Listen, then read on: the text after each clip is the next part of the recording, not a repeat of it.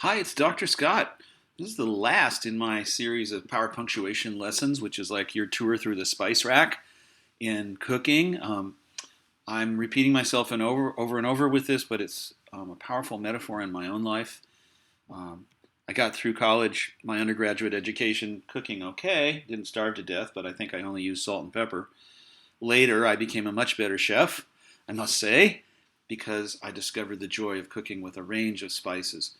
And the same thing was true in my writing. I got all the way through my undergraduate education, getting A's, I might add. That's one reason I'm your professor, but only using commas and periods. And so I know for sure I'm living proof that you don't have to learn these power punctuation moves to survive.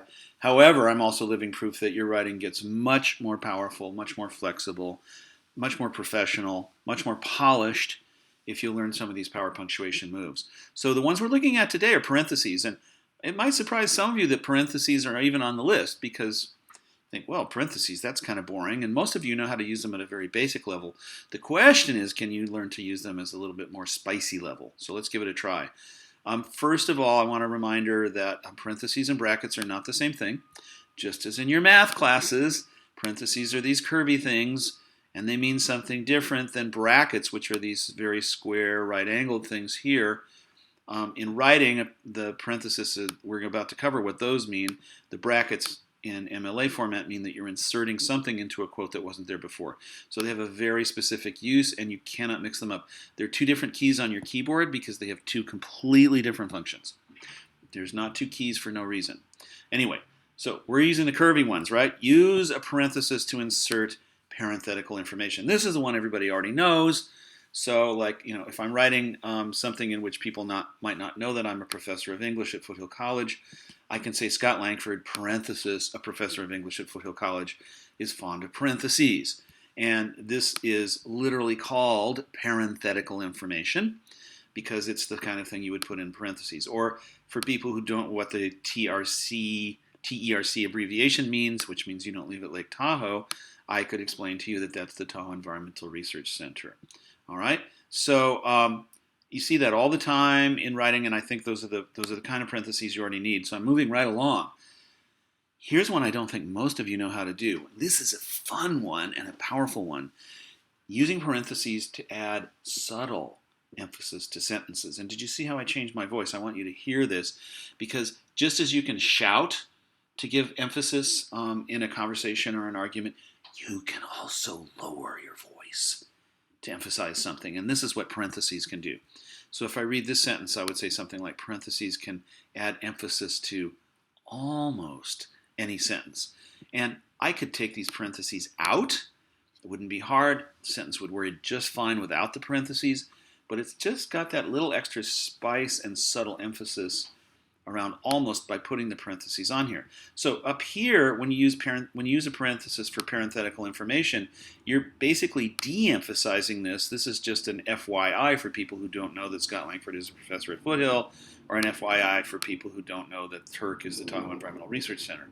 Here I'm using the parentheses for the opposite reason, to add emphasis to the word almost, because it is also true that you can't use parentheses effectively in any sentence, just almost any sentence. Okay, and then I'm almost done. This is a quick lesson. You can use parentheses to revivify familiar phrases.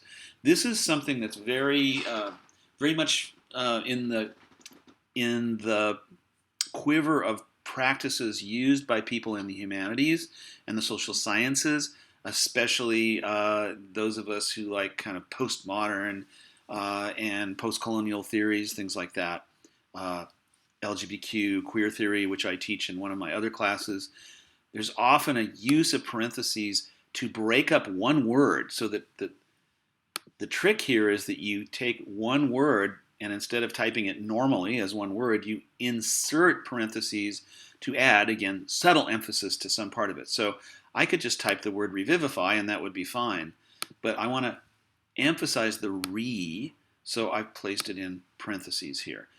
Here's another example. Experiment begins with a hypothesis, just as every essay has a thesis on page 1. And of course, what I'm trying to get you to see is that just as English teachers want you to have a thesis on page 1, Any scientific experiment begins with a thesis also. It just happens to be called a hypothesis. All right, I hope you're getting the pun. It's more than a pun, it's actually a very fundamental fact. And it shows the relationship between the sciences and the social sciences and the humanities in a really vivid way. So there's a subtle way to emphasize that, and it's to some of our taste. Here's one last example, one that's near and dear to my heart. I consider myself a professor of American literatures. Now, normally one would write this, I consider myself a professor of American literature, singular.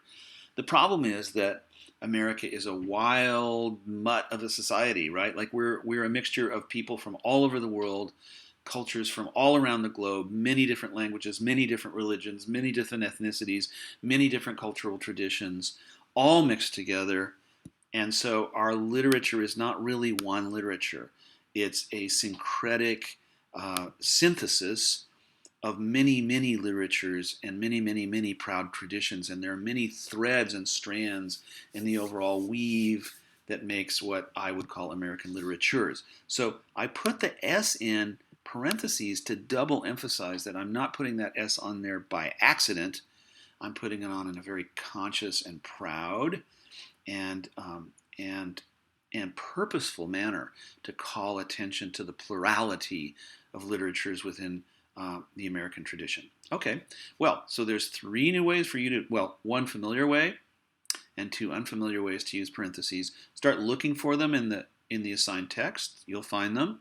Start looking for them everywhere you read, on the web, out in the world, and start using them yourself. Start experimenting with your spice racks, and I'll look forward to seeing some of these tricks in your essays.